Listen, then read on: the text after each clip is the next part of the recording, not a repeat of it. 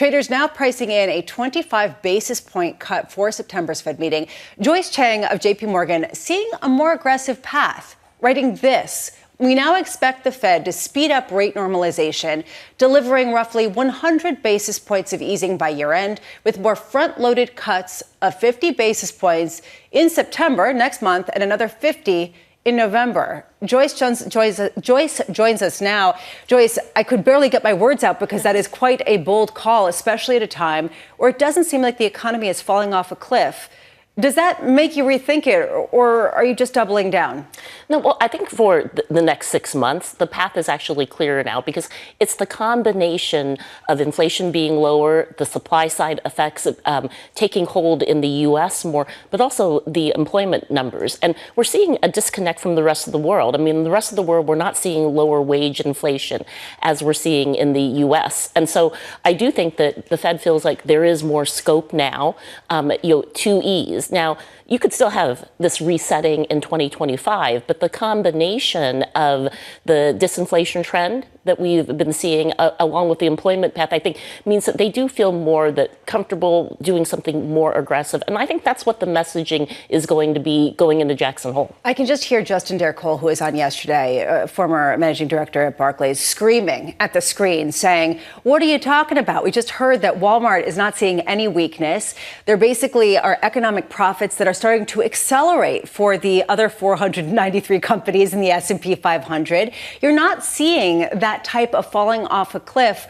How can the Fed justify cutting by that much at a time when they're not seeing that kind of weakness? Well, you're not falling off a cliff, but you're going to see more of a synchronized slowdown in global growth.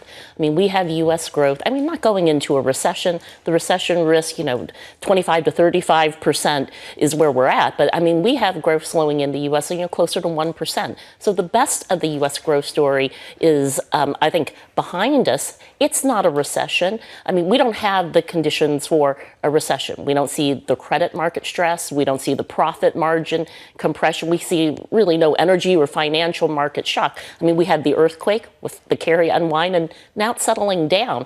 But I do think that, there is scope. We had easing that had been programmed in before, but there's scope to go more aggressively right now, just given the combination of data that we're seeing on inflation and also on the employment questions that lie ahead. Well, for people who expect cuts but don't expect jumbo aggressive cuts, one of the refrains you typically hear is that they'll signal something that they don't mean to, that by cutting 50 basis points consecutively or even once, it signals that something is wrong, that something is falling off a cliff. So just for messaging wise, they wouldn't want to do that. What do you make of those arguments? No, I think that there are a number of things that the Fed has to look at. There is sort of the effects of these easy financial conditions and the market conditions themselves. And then there's also the economic data. And I think what you are seeing is that this question on is this like low volatility period over? Did you have people in this carry trade for really 2 years? We think about 70% of it has been unwound, but I think there's also a messaging on sort of the easy financial conditions that plays into this along with the economic data, and the market still has actually settled very quickly. So I think that this is part of the questions that we are getting from a lot of the investors right now. Like, how do we look at market positioning versus the more fundamental data? Joyce, when you see people like Raphael Bostic change his tune literally within 24 hours, does this just say to the market how data dependent the Fed is? Well, that's why I do think that you could still see more of a reset in 2025. I mean, we still have recession risk in 2025 at 45%. That's where we had it previously before.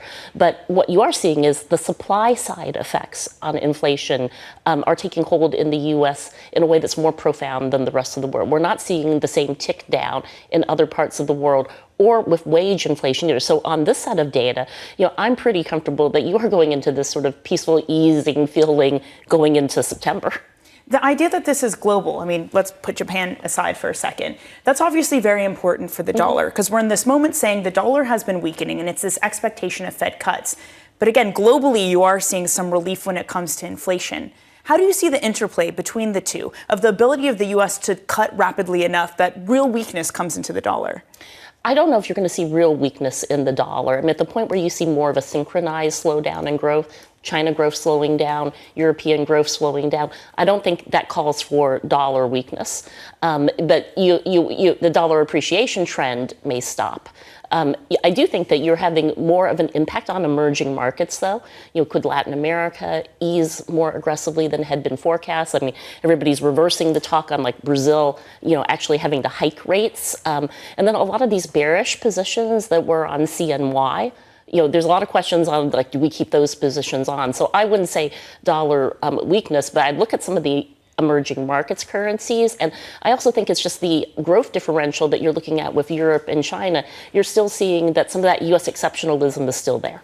There's one U.S. presidential candidate, though, the former president, who is actively talking about wanting a weaker dollar if he gets elected.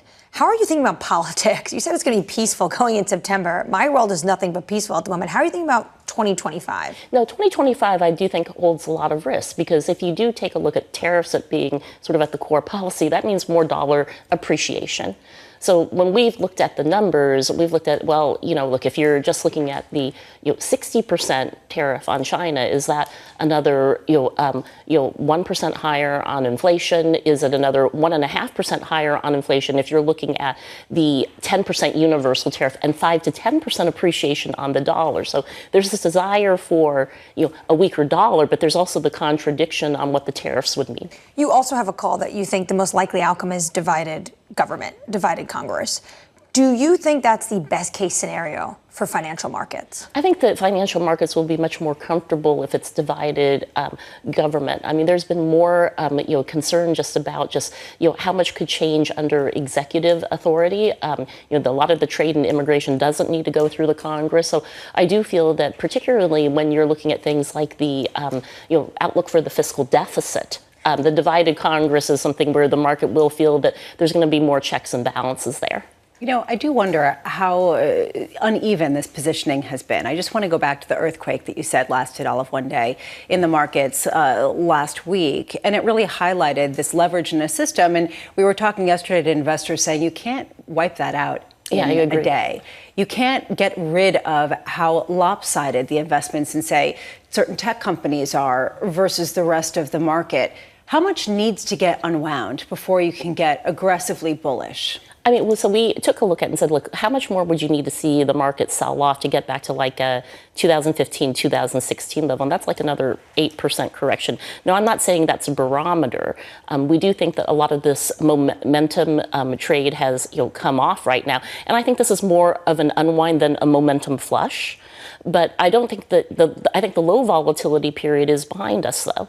So even though we're eking higher in sort of very low volume right now after having a big sell-off, I think the low vol is behind us, and that that sort of the impact of the easy financial conditions is something that the Fed is also spending more time monitoring, not just the dual mandate, but how is the market taking a look at this? We've got 18 minutes until jobless claims as well as retail sales, and just want to circle back and end where we began, which it says the idea of how the Fed justifies a 50 basis point rate cut next month, excuse me. We're looking right now for jobless claims that are still kind of not particularly elevated.